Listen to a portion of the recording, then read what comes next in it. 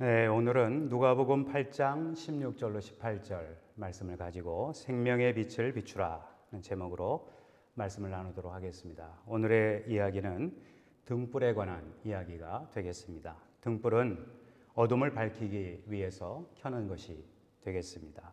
이 등불을 만약에 그릇으로 덮는다라고 한번 상상을 해보십시오. 그렇다면 아마도 불이 꺼질 수밖에 없을 것이고 어둠은 그대로 남아있을 것입니다. 이것을 오늘 우리에게 적용을 한다면 예수님의 복음이 우리 마음에 비춰져야 되는데 마음에 비춰지지 않으면 무엇인가 우리 마음을 가리고 있다면 예수님의 복음의 빛이 우리 마음에 비칠 수가 없을 것입니다. 그리고 어둠은 사라지지 않을 것이죠. 그래서 빛으로 어둠을 밝히기 위해서 어떻게 해야 하는가라고 하는 것을 오늘의 본문은 우리에게 일깨워주고 있습니다. 빛이 되신 예수님이 우리에게 드러나야 한다라는 말씀이 되겠습니다. 오늘 우리에게 문제가 있다라고 한다면 그러면 우리는 예수님을 만나야 할 것입니다. 우리에게서 빛을 가리우는 것이 있다면 그것을 제거하고 어둠을 밝히는 그 빛을, 생명의 빛을 받아들여야 할 것입니다. 요한복음 4장에 보시면 우물가의 여인 이야기가 나오고 있습니다. 그때 예수께서 물이 필요하셨는데요. 물을 마시기 위해서 우물가에 가셨다가 마침 우물가에서 한 여인을 만나신 것입니다. 그 여인에게 주님께서 물 좀 달라고 말씀을 하셨습니다. 물이라고 하는 것 때문에 그 여인은 예수님을 만나게 되었습니다.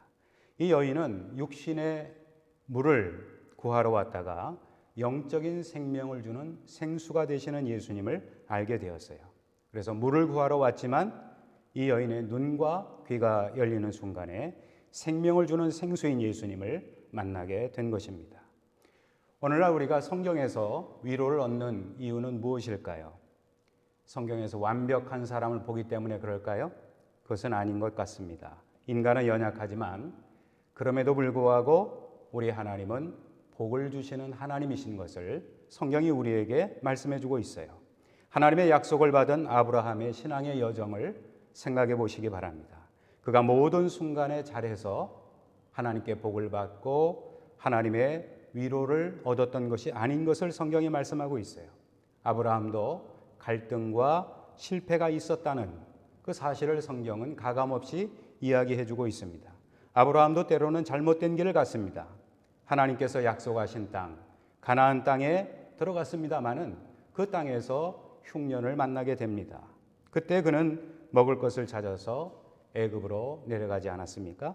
하나님의 크신 은총으로 그는 다시 가나안으로 돌아왔습니다마는 하나님께서는 그 일로 인해서 장차 너의 후손이 400년 동안 애굽에서 종살이를 할 것이다 라고 말씀을 하셨습니다. 또 다른 실수는 무엇입니까? 75세 하나님께서 그에게 자식을 주시겠다라고 약속을 하셨는데 10년이 지나도록 자식이 없는 것입니다. 사라는 더 이상 아이를 낳을 수 있는 그런 처지가 아니었어요. 그래서 아브라함이 어떻게 했어요? 사라의 여종 하갈과 동침을 해서 이스마엘을 얻게 됩니다. 아브라함의 인간적인 모습을 볼 수 있는 그러한 대목이 되겠어요. 하나님의 약속을 끝까지 믿고 기다렸어야 했는데 아브라함은 그러지 못했던 것입니다. 아브라함의 인간적인 모습은 오늘 우리 인간들의 연약한 모습이라고 생각을 합니다. 이처럼 부족한 우리가 오늘 우리는 어떻게 살아야 할까요? 생명의 빛 되신 예수 그리스도의 말씀을 듣는 것만이 우리가 생명을 얻을 수 있다는 것을 깨우쳐야 할 것입니다. 하나님의 말씀을 듣는 것이 은혜로 가는 길이라는 사실을 알아야 할 것입니다. 메시지를 듣는 것은 진리를 알기 위한 매우 중요한 첫걸음이 됩니다. 듣는다라고 하는 이 자연적인 행위를 통해서 우리는 놀라운 체험을 하게 됩니다. 왜 그렇습니까? 믿음은 들음에서 나며 들음은 그리스도의 말씀으로 말미암기 때문인 것입니다. 사람이 등불을 켜면 가능한 한 높은 곳에 올려놓습니다. 방안을 더 넓게 비추기 위함인 것이죠. 빛이 어두움을 밝히는 것처럼 성도들은 어두움을 밝히는 이 어두운 세상을 밝히는 빛의 자녀로서 행해야 할 것입니다. 그래서 사도 바울은 에베소서 5장 8절에서 우리에게 권면합니다. 빛의 자녀들처럼 행하라 라고 권면을 했습니다. 이 세상은 어둠의 세력이 지배하는 곳이라는 것을 우리는 인식해야 합니다. 수많은 사람들이 진리를 찾지 못하고 헤매는 이유는 무엇일까요? 세상이 어둡기 때문입니다. 이 세상을 밝혀줄 수 있는 것은 오직 예수님밖에 없다는 것입니다.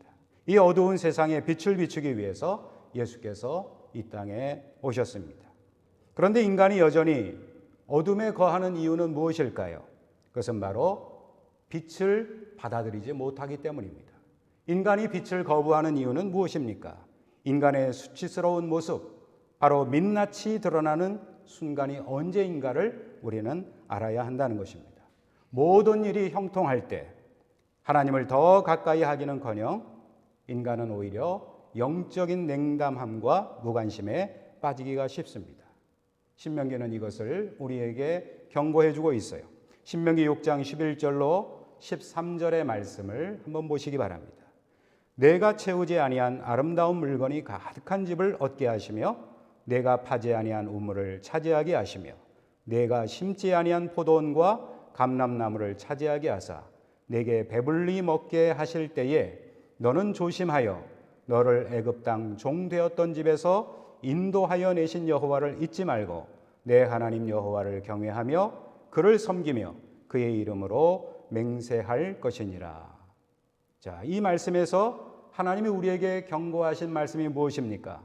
신자가 위험할 때가 언제라고 말씀하고 있습니까? 생명의 빛이 그 마음을 비추지 못하고 어둠이 여전히 그 마음속에 있을 때, 그때가 바로 신자의 위험한 상황인 것입니다. 일이 잘 안 될 때가 위험한 것이 아니라 잘 나갈 때, 세상에서 일이 잘 될 때, 그때가 위험한 때라는 것을 경고하고 있는 것입니다. 왜 그럴까요? 영적으로 냉담함에 빠지기가 쉽기 때문인 것입니다.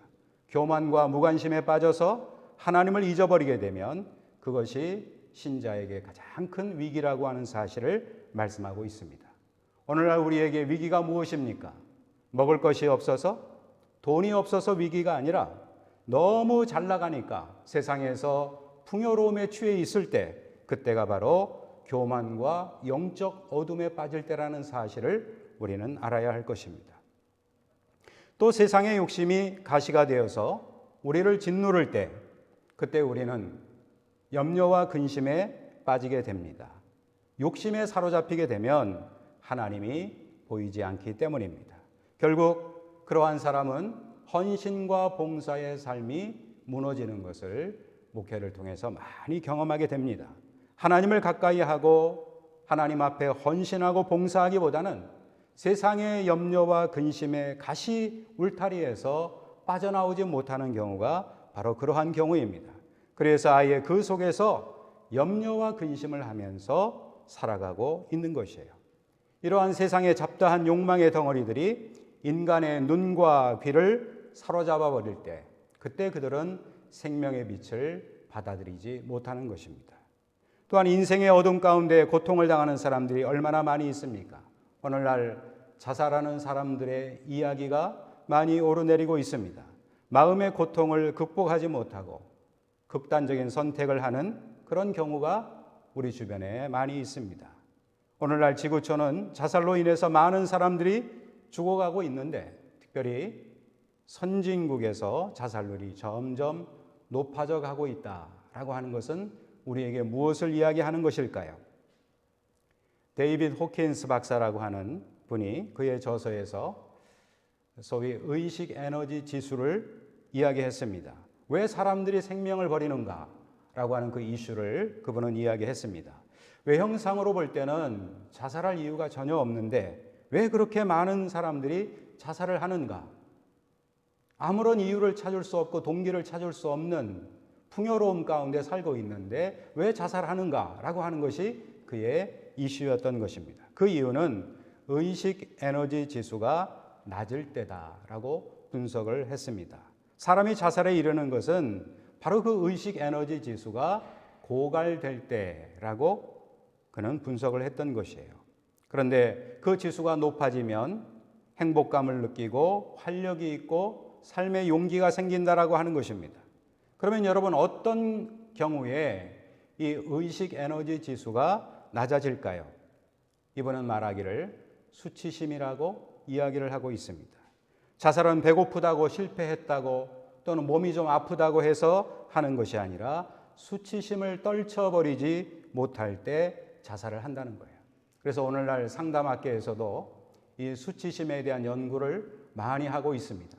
목회적인 상담도 역시 이 수치심을 가지고 있는 내담자의 그 배경을 살펴보는 것에 주력을 하고 있는 것이 오늘날 현실이 아닙니까? 생명의 빛을 가리는 것, 내 마음속에 어떤 수치심 또는 내 마음속의 가시, 이 세상에서 누리는 풍요함, 이런 것들이 우리 주님께서 비춰주시는 생명의 빛을 가리는 것이 되고 있지 않는가 우리는 생각해 봐야 되겠습니다. 한편으로 우리는 이 사람을 한번 생각해 볼 필요가 있겠어요. 평생을 장님으로 살았고 벙어리로 살았고 귀머거리로 살았던 헬렌 켈러라고 하는 분입니다. 이분은 장애를 극복하고 대학을 졸업한 사람입니다.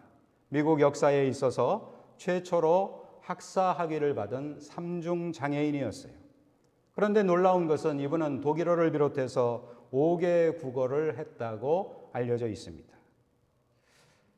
이 여인은 참으로 놀라운 표현을 했습니다. 나의 일생은 참으로 아름다웠다 라고 표현했다고 합니다. 자기가 가지고 있는 육체의 가시, 삶의 어려움, 이 모든 것들을 다 극복하고서 이분은 고백한 것이에요. 나의 일생은 참으로 아름다웠다. 그러면 성경에 나오는 위대한 인물은 사도 바울은 어떨까요? 저는 사도 바울에 대해서 많은 시간 설교를 했고 또 그분의 서신서를 읽어보고 바울에 대해서 많은 연구를 해봤습니다. 그분은 수치심이 없었을까요? 저는 생각해 보건대 아마도 수치심이 꽤 많은 사람이었을 것이라고 생각합니다. 무엇이 그로 하여금 수치심을 갖게 했을까요? 그는 예수님의 증인이었고 사도로서 살았던 사람이었고 순교까지 했던 위대한 주님의 일꾼이었습니다. 그런데 그에 앞서서 그는 예수님을 핍박하던 사람이었어요. 교회를 잔멸하기 위해서 예수 믿는 사람들을 잡아서 옥에 가두는 일에 앞장섰던 사람이었습니다. 사도행전에 보면 스데반 집사가 순교하는 그 가운데에서 그는 거리낌 없이 증인이 될 것을 자처했던 사람이기도 합니다. 그러니까 이 사람이 그러한 과거를 안고서 나중에 사도가 되었을 때 얼마나 많은 사람들로부터 공격을 받았을까요? 그의 평생의 짐이 되었던 사도권에 대해서 공격하는 사람들의 빌미를 준 것이나 다름이 없었던 것입니다. 그러나 그는 그 수치심을 극복하면서 고백하고 있어요. 로마서 8장 31절에 그는 선언합니다. 만일 하나님이 우리를 위하시면 누가 우리를 대적하리요? 누가 능히 하나님께서 택하신 자들을 고발하리요? 의롭다 하신 이는 하나님이시니 누가 정죄하리요? 그는 그의 과거로 말하면 아마도 수치심 덩어리로 살 수밖에 없는 존재였을 것입니다. 그런데 그는 변화된 자기 자신을 믿음으로 고백하고 있는 거예요. 생명의 빛이 되시는 예수 그리스도를 그의 마음에 받아들이고 주님으로 인해서 의롭게 된 자기 자신을 고백하고 있는 것입니다. 유명한 디트리 본회퍼라고 하는 신학자가 있었습니다. 이분은 젊은 시절에 미국에 유학을 갔다가 조국 독일의 위기를 보게 되었습니다. 그래서 독일로 돌아가서 그 주범인 히틀러를 암살하겠다고 해서 그가 독일로 돌아갔습니다마는 그만 체포가 되었습니다. 감옥에 들어가게 되었어요. 조국 독일을 위해서 그는 의로운 행동을 한다고 생각을 했습니다마는 그 감옥 속에서 그는 그의 수치심을 고백했습니다. 결국 우리의 문제거리가 있을 때만 기도하게 되는 것, 이것이 바로 우리의 수치다. 그때마다 나는 그것이 부끄러운 일이라고 생각하네 라고 친구에게 고백을 했다는 것입니다. 오늘 우리가 수치심의 어둠에 빠지지 않기 위해서 어떻게 해야 될까요? 말씀 듣는 것에 주의해야 할 것입니다. 이러한 세상을 향해서 주께서 오늘 본문 18절에 경계를 하셨습니다. 너희가 어떻게 들을까 스스로 삼가라. 우리가 무엇을 듣는가를 주의하면서 어떻게 들어야 할 것을 진지하게 생각하라는 것입니다. 그러나 만약에 불성실하게 듣는다면 아무것도 들을 것이 없을 것입니다. 여기에서 우리는 신자들의 두 가지 책임을 깨닫게 됩니다. 먼저는 생명의 빛이 되시는 예수님의 말씀을 잘 듣고 우리 가슴에 새기는 것입니다. 그 말씀이 나에게 능력이 되어야 한다는 것이에요. 두 번째는 그 빛을 세상 사람들과 나누는 책임이 우리에게 있습니다. 예수님은 영과 육의 문제를 해결하기 위해서 이 세상에 빛으로 오셨습니다. 사망과 어둠이 득세하는 세상에 생명의 빛이 비추게 되면 어둠의 권세가 물러나고 사망의 문제가 해결되는 것입니다. 영적인 어둠 속에서 헤매는 것이 인간의 문제고 이 세상의 고통의 문제인 것입니다. 그 영적인 어둠은 그 사람이 가지고 있는 가시 때문에 오는 것이에요. 때로는 그것이 풍요일 수도 있습니다. 그 가시는 먹을 것, 입을 것, 거할 곳의 문제가 아니라 오히려 풍요로움과 영적인 교만에서 오는 인간의 헛된 자신감이라고 하는 사실을 인식해야 할 것입니다. 인간은 자기라고 하는 우상, 그리고 풍요라고 하는 우상 속에서 만족을 얻으려고 합니다. 그러는 한 절대로 생명의 빛을 받을 수가 없다는 것이에요. 모든 것을 자신이 해결할 수 있다라고 생각하는 교만. 세상 사람들이 말하는 지성이면 감천이라고 하는 말, 이것도 역시 자기를 우상화하는, 자기 노력을 극대화하면 뭔가를 할 수 있다고 생각하는 어떤 신념의 우상을 이야기하는 것이라고 생각할 수 있겠습니다. 인간의 문제는 어둠의 문제입니다. 생명의 빛 대신 예수님을 만나면 이 문제가 해결될 것입니다. 고통과 좌절을 겪고 있었던 사람들이 예수님을 만날 때 문제가 해결된 이유가 바로 거기에 있는 것입니다. 우리는 생명의 빛이 되시는 예수님을 만나고 우리의 마음에 생명의 빛이 비춰질 수 있도록 우리 마음 문을 열고 주님을 영접해야 할 것입니다. 예수님의 복음의 빛이 우리의 심령 속에 밝히 비추어질 때 그때 우리는 생명을 비추는 빛이 되어질 수 있을 것입니다.